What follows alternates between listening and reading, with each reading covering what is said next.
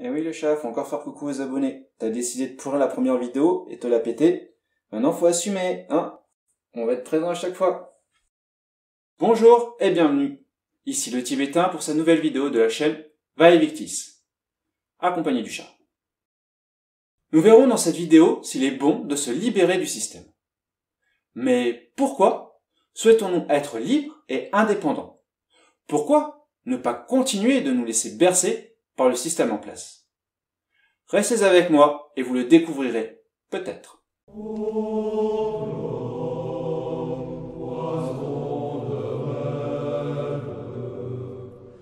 Le moment de savoir contre qui on doit se battre. Pour commencer, qu'est-ce que le système? Le système est le maître de jeu. Je vois que vous demandez de quoi je parle. Dans une partie de jeu de rôle, il y a 3 catégories obligatoires. Les personnages non joueurs, qui sont dépourvus de volonté propre, ils servent les desseins du maître de jeu et ne trouvent joie et accomplissement que dans cette tâche. Puis, il y a les joueurs, aussi appelés les aventuriers.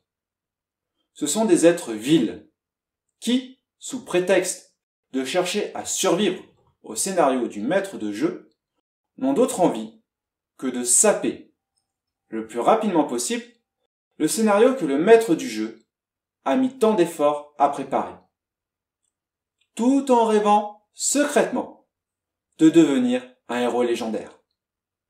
Et enfin, le maître de jeu, être affable et tout-puissant, dont le plaisir est de se repaître de la souffrance des aventuriers. Plus particulièrement, si ces derniers ont sapé son scénario si bien travaillé.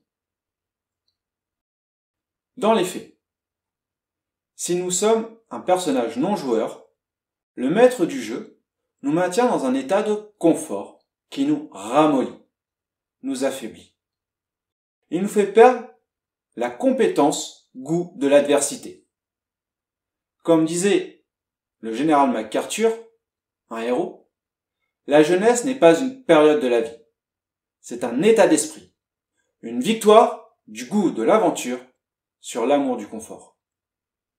Se laisser séduire par le confort imposé par le maître de jeu, c'est accepter de devenir vieux avant l'heure, en plus d'être un personnage non joueur.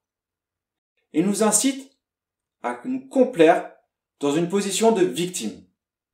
Dès que quelque chose ne nous convient pas, nous en accusons les autres.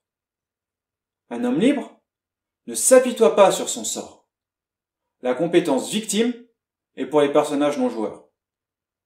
Un homme libre se lève et utilise la compétence affronter l'adversité. De plus, lié au maître de jeu actuel, notre avenir et notre survie ne nous appartient plus.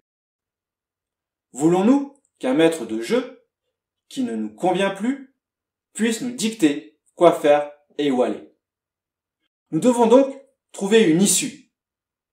Cherchons à mettre en place des solutions pour sortir de cet étau. Avant tout, au niveau personnel, au quotidien. Avant de changer la société, il faut commencer par nous-mêmes. Si nous attendons que le voisin fasse le premier pas, jamais rien ne bougera et nous resterons des victimes. Quand quelqu'un se fait agresser, il ne doit pas attendre que l'agresseur fasse un échec critique et qu'il n'ait plus envie, ou que quelqu'un d'extérieur vienne le défendre suite à un heureux jet de chance. Il est vital de faire face à l'agresseur. Cela commence par l'état d'esprit, et ce, même s'il n'a pas les moyens de riposter. Rien que le fait de réagir, par exemple en fuyant, nous fait passer de victime à combattant. On choisit une action, on jette les dés, et comme disait Jules, alea jacta est. Ce sera peut-être un échec, mais on aura tenté quelque chose au lieu de subir, tel le personnage non joueur.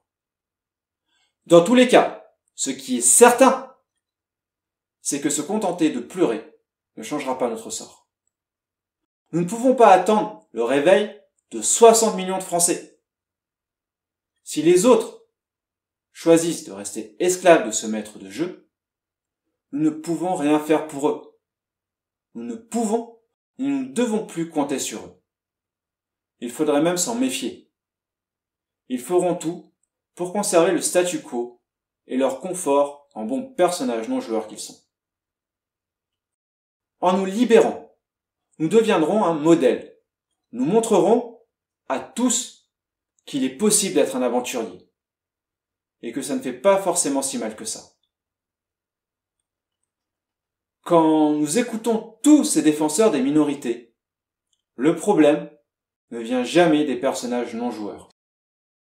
C'est toujours aux aventuriers majoritaires de changer.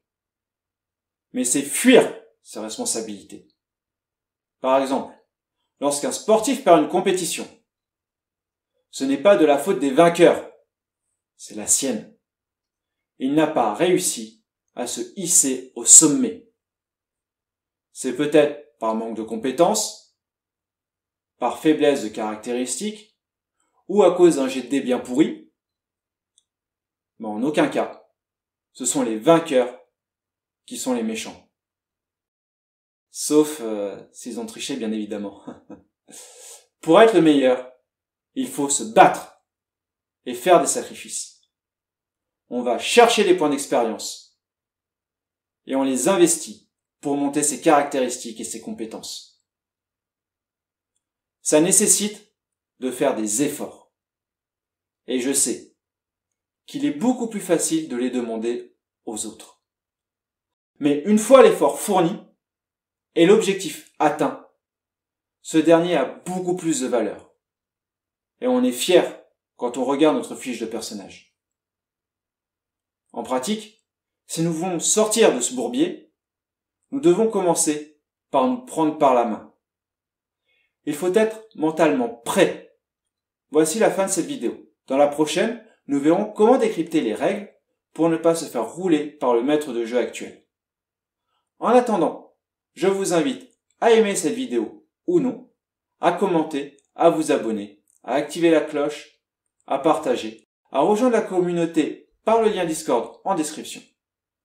Et surtout, d'investir les points de compétence que vous venez d'acquérir. C'était le Tibétain, que l'excellence vous guide et que les dés vous soient cléments. Qu'est-ce que je suis sur cette terre? Un homme qui est prêt à mourir, prêt à mourir. Un homme qu'on appelle volontaire, qui sait servir et sait mourir et sait mourir. Que m'importe cette vie, pourvu qu'elle serve à mon idée, à mon idée. Et allez, vos compétences ne vont pas s'améliorer toutes seules.